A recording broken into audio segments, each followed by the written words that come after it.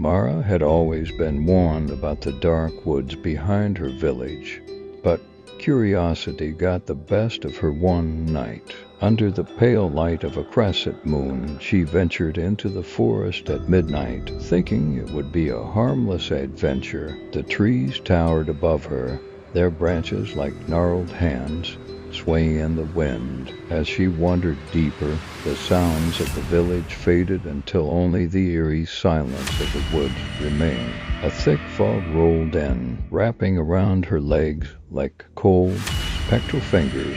Mara tried to retrace her steps, but the path had disappeared. Every direction looked the same, the trees closing in tighter. Her heartbeat echoed in her ears as panic began to set in. She walked faster, then ran, tripping over roots that seemed to claw at her feet.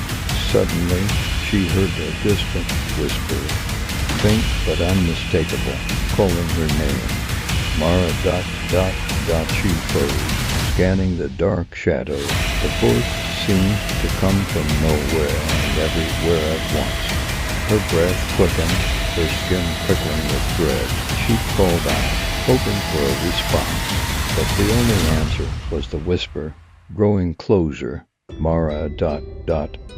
She stumbled upon an old clearing where the ruins of a forgotten cabin lay in decay. The air was thick with rot and the stench of death. As she neared, she saw something moving in the shadows, figures, their eyes glowing faintly in the dark. They were not human, twisted in form, crawling on all fours with a natural grace. Mara turned to flee, but the whisper now seemed to come from inside her head. She could feel cold breath on her neck, though no one was there. The fog thickened, swallowing her whole, and the last thing she saw was a pair of glowing eyes staring back at her from the darkness. Mara was never seen again, but sometimes on a quiet night the villagers swear they hear her voice, faint and distant, calling from the forest.